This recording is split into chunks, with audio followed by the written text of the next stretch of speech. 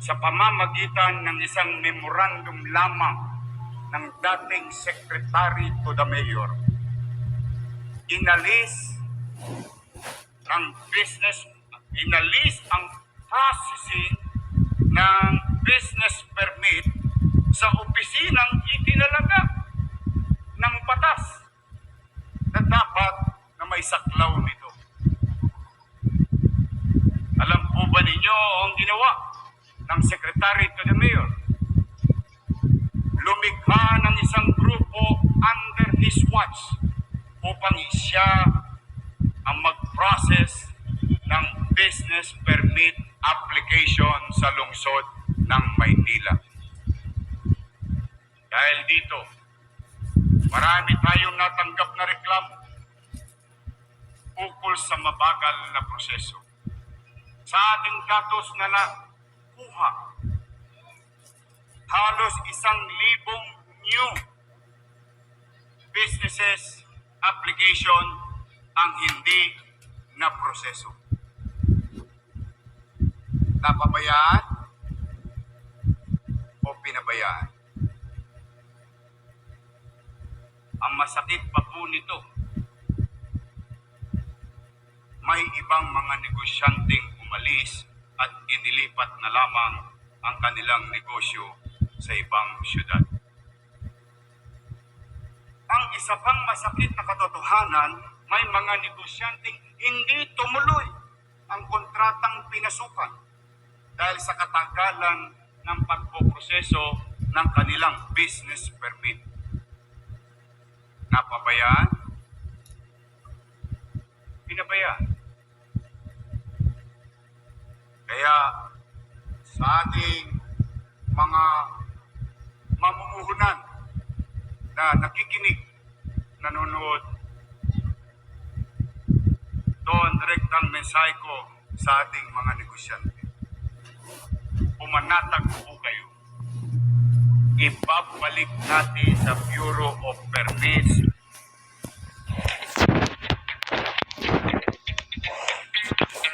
starting November 8 at 8 p.m. Enjoy Lazada. permits ang kanilang mandato upang muling maging mabilis ang proseso ng permit.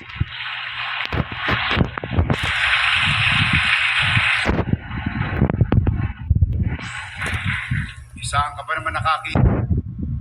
Gastos ng taong bayan para magpasweldo at itatag ang business permit. Pero isang tao lamang pala pwede nang mag-permit. We will go back to the gold standard of business permit process na ating inilusad na dati, ang Electronic Business One-Stop Shop or EBOS. Walang real-time collection, monitoring ang nakaraang administrasyon. Hindi ko po sabi po ng Commission on Audit. Kaya sa ating pagbabalik, dapat may up-to-date dashboard ang city. At yan ay gagawin ko sa pamamagitan ng facts. Fiscal accountability, cost transparency, and spending. Facts based on because we have been living on the fairy tale of fiscal solvency. Facts kasi koleksyon din ang serbisyo sa taong bayan. Nasa financial ICU na po. Kapitolyo na po. Where Manila goes, the country follows. Sabi nga nila. We are dipping into cash reserve. While obligations mount and the promise to the people go unredeemed. Noong buong nakaraang taon, kayo sa mga bahagi ng konsehong ito at ang ating lungsod nagtatag, nag-aproba ng taunang budget 25.8 billion pesos. Ngunit total revenues, internal at external ay umabot lamang sa 21.234 billion pesos. Simple lang po ang arithmetic. Kapos sila ng 4.650 billion. Ang ibig sabihin, nag-budget ang karang kaya't nabitin ang mga bayarin at proyekto. Natigil din ang maraming serbisyo manlupa patungkol sa pangunahing pangangailangan ng ating mamamayan. Ano? Ano ba ang bayarin na iniwan ng nakaraang administrasyon? Negative 10.2 billion pesos and counting.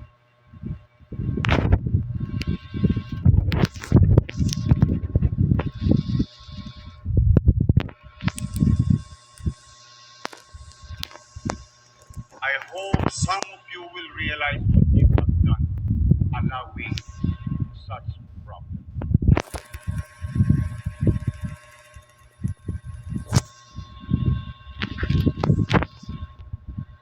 Never. I cannot even fathom.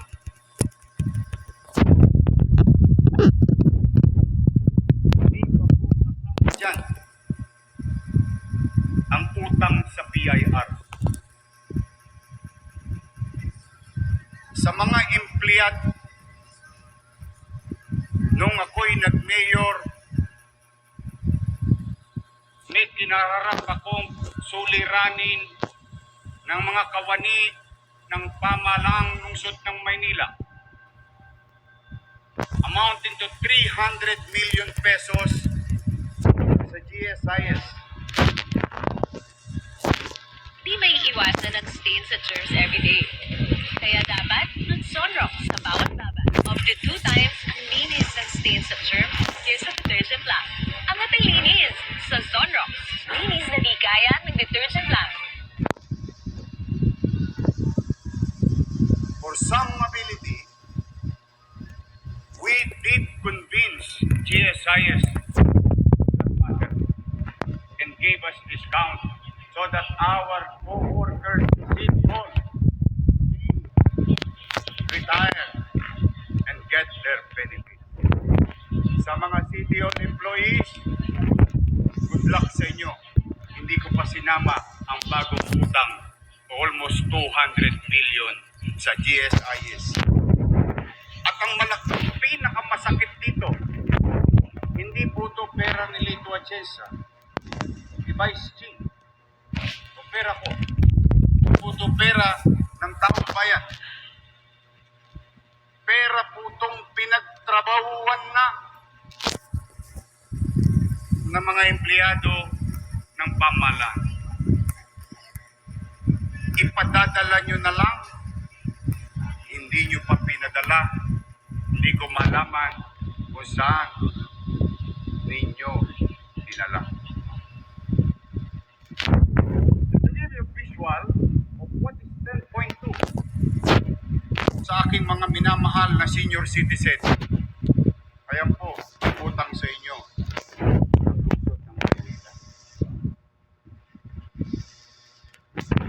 Social amelioration para sa senior for second quarter, 589 million pesos. Subsidy to PLM, 55 million pesos and growing. Because what you're seeing there is the first quarter obligation. Aid to Manila Police District, 26 million.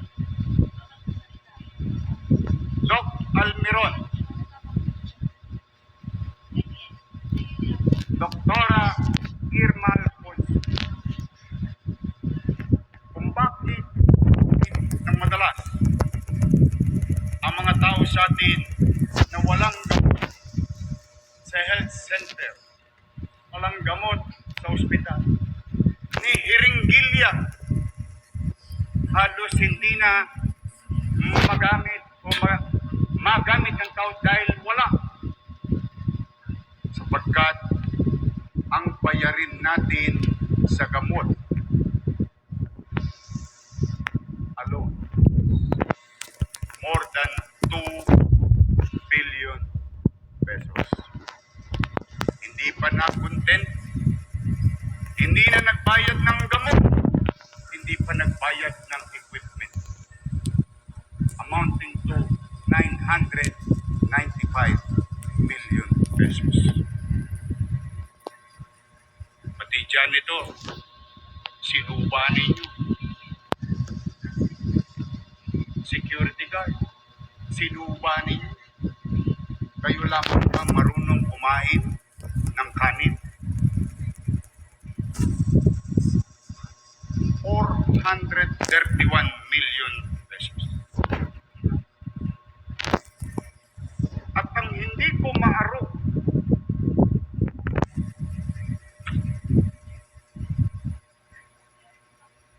ipinagsinungaling ninyo at ng mga kabahagi noon. Kaya tayo iniwan ng Lionel, hindi nyo binayaran ng 8 buwan. Sino mang negosyante, maliit man o malaki, hindi mo bayaran ng 8 buwan, titigil yun kahit.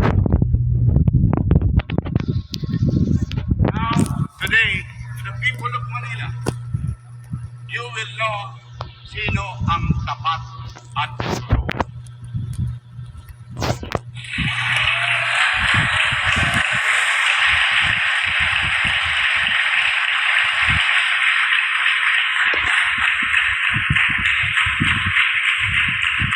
$561 million.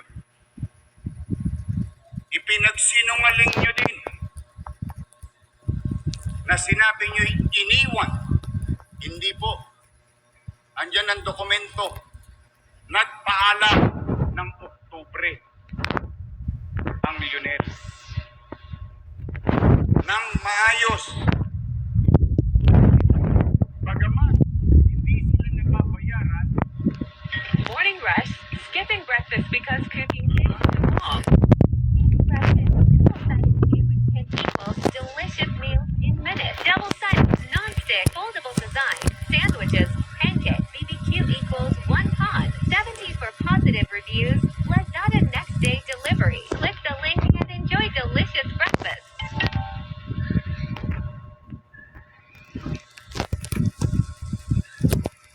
bayaran, ipinagpatuloy nila ang kanilang obligasyon hanggang Disyembre 31 ng taong 2024. Huwag na kayong magsinungaling, baka pag nakita kayo ng truck, sagasaan kayo. Nagpuputukan sa mga barangay chairman na nanonood. Alam ninyo ang totoo. Pinalitan. Bagay naman na diskresyon ng sino mga alkalde kung kanino siya komportable, sanay. Pinalitan mo dito rin sa konseho. Kumuha kayo na alam niyo naman, iba sa inyo yung matatanda pa sa akin dito, na alam niyo naman na hindi pwedeng paghati-hatiin ang distrito ng Maynila and multiple contractors because our boundaries cannot be identified properly from one district to another. E di magtutulakan lang yan ng basura. Pero yan ay dinesisyonan ninyo. Anong nangyari? Anong naging epekto? Ang sinabi, sinaputahe, pati ako nananahimik, dinanay ko.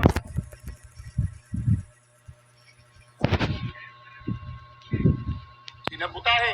O sige, total politika naman ito. Nanahimik ako. Wala kayong narinig sa akin. Bakit? Naniniwala ninyo ang mga batang Maynila. Dahil alam nilang totoong hinakot ang basura hanggang sa dulo ng walang hanggan. Ngunit, pinalitan ninyo. Naniwala kayo sa iilang o na saan ngayon ang lungsod ng Maynila. Kahapon, maybe by this time, you know it already, that I have received a letter from companies na hindi na rin nila kaya. Ang hindi nila kaya operate kasi hindi rin sila binayaran ngayong taon na ito except on January. Now, magkano ang utang natin o babayaran natin sa basura? 950 million. So, lumalabas, dala ng pagkakataon